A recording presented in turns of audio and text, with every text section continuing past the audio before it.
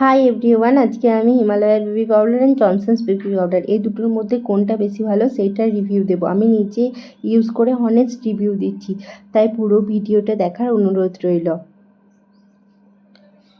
প্রথমেই বলি কোয়ান্টিটি। হিমালয়া যেটা 200 গ্রামের প্রাইস নিয়েছিল 195 টাকা, আর জনসন্স যেটা 100 গ্রামের দাম নিয়েছিল 115 টাকা। আমি মোড়ের স্টোর থেকে নিয়েছিলাম, তোমরা চাইলে অনলাইনেও পারচেস করতে পারো, তাহলে একটু কমও পেতে পারো। দুটোরই প্যাকেজিং প্লাস্টিকের, পিস করে খুলে লিকেজ হওয়ার কোনো সম্ভাবনা নেই, তাই সাথে ইজিলি ক্যারি করতে পারবে। দুটোই প্যারাবেন ফ্রি, কেমিক্যালি টেস্টেড। তবে জনসন্সের প্যাকেজিংয়ের ওপর লেখা আছে এটা ডক্টরের দ্বারা রেকমেন্ডেড, কিন্তু হিমালয়ার ক্ষেত্রে সেটি লেখা নেই। এরপর বলি সেলফ লাইফ। জনসন্সের 2 ইয়ার্স আর হিমালয়ার 3 ইয়ার্স। এরপর দেখব কী কী ইনগ্রিডিয়েন্টস রয়েছে এর মধ্যে। Talc, fragrance, sodium, citric acid এগুলি রয়েছে জনসন্স বেবিতে।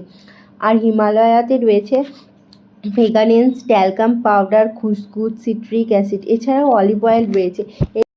এরপর টেক্সচারের ব্যাপারে বললে দুটোই ভালো, তবে ন্যাচারাল ইনগ্রিডিয়েন্টস থাকার কারণে আমার পার্সোনালি হিমালয়াটাই বেশি ভালো লাগে। অ্যাবজেকশন পাওয়ার হিমালয়ারই বেশি, এটাই তাড়াতাড়ি ব্লেন্ড হয়ে যায়। তবে স্মুথনিংয়ের দিক থেকে দেখতে গেলে দুটোই 19-20।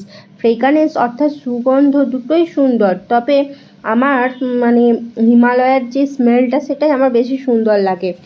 তোমরা বেবিদের ডাইপারেও ওই পাউডার ইউজ করতে পারো, যে কোনো একটা তোমরা যেটা চয়েস করবে। জনসন্স বা হিমালয়া দুটোই ইউজ করা যাবে বেবিদের ডাইপারে, এতে বেবিদেরকে একটা কুলিং ইফেক্ট দেয়। আর তো আমার সব দিক থেকে দেখতে গেলে হিমালয়াটাই আমার ফেভারিট। তোমাদের যদি ভিডিওটা ভালো লাগে থাকে তাহলে চ্যানেলটি সাবস্ক্রাইব করে পাশে থাকবে।